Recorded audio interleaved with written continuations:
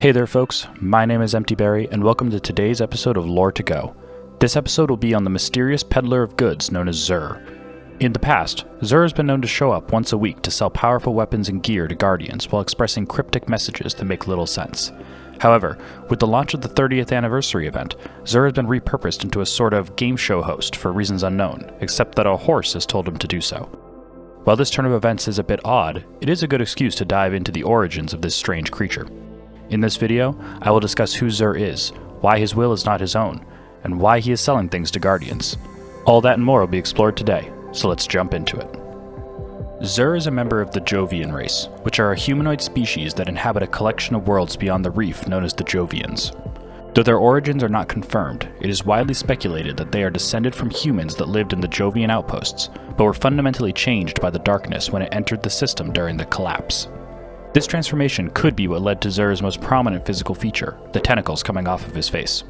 However, Zur is the only Jovian that the Guardians have met, so there is a chance that not all Jovians are similar in appearance and demeanor to him, especially because he has been referred to in the past as a prototype. One theory states that his masters, the Nine, have been attempting to create life in an effort to enter the physical realm, and that Zur is an experiment of theirs. In addition to his face tentacles, Zur has a hunched back and speaks with a raspy voice. This is due to an encounter with a guardian named Orin sent by Mara Sov. Orin was investigating the disappearance of the Awoken Queen's friend and lover, which they suspected was due to Zur's masters, the Nine. While interrogating him, Orin crushed his windpipe. In addition, due to a misunderstanding where Orin thought Zur was showing signs of hostility, the Guardians struck him with their warhammer, breaking his spine.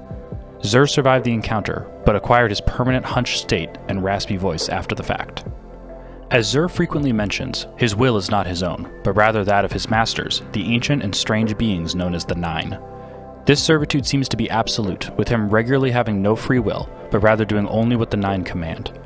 The Nine are a group of entities associated with the planets of the Sol system. They are beings composed of dark matter, who developed sentience after being pulled into loops by the gravity of Sol and its planets.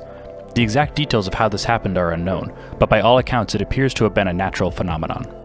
The Nine have taken an interest in the goings-ons of the system because their existence is only possible while the planets exist with life on them. While the Nine function as a collective, they are currently divided into two factions. One faction, consisting of 5 members, seeks to study the light and use it for their own purposes. The other 4 seek to free themselves from their dependence on matter-based life and the light. Though they are cosmically vast and have seemingly immense control over dark matter, their ability to interact with the physical world is fairly limited. Thus, they primarily act through agents, emissaries, and associates, such as Zur. Though it is unknown how long Zur has been under the command of the Nine, the first time he interacted with Guardians was after the creation of the Vanguard, specifically after the event known as the Great Ahamkara Hunt. He mysteriously appeared in the tower one day and began offering Guardians rare and powerful weapons and resources. Some were suspicious of him at first, but he has generally been left alone because he seems harmless, and because Guardians love the loot he brings them. There are 2 prevailing theories as to why Zur was sent to the tower to work with the Guardians.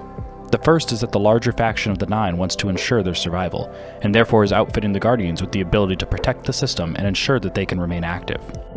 The second theory is that the smaller faction believes that paracausal abilities could be used to remove their reliance on the planets and life in the system to survive, and thus have sent Zur to observe and gather intel on the Guardians and their paracausal abilities. The timing of him arriving after the Great Ahamkara Hunt, in which paracausal wish-granting dragons were hunted to extinction, tends to lend credibility to the latter theory, because Guardians are now the only paracausal beings in the system. However, which of these theories is correct, or if there is some ulterior motive to Zur's involvement with the Guardians, is still a mystery. As details emerge and the story unfolds further, I will be here with you to explore it when that time comes. Thank you for tuning in to today's episode of Lore to Go. If you like this video, please like and subscribe. Let me know down in the comments if you have any questions or any future topics you'd like to see covered, and make sure to check out the 30th anniversary event while it's active. It's a ton of fun, and I highly recommend it. That's all for today though. Thank you all for joining me, and I'll see you next time.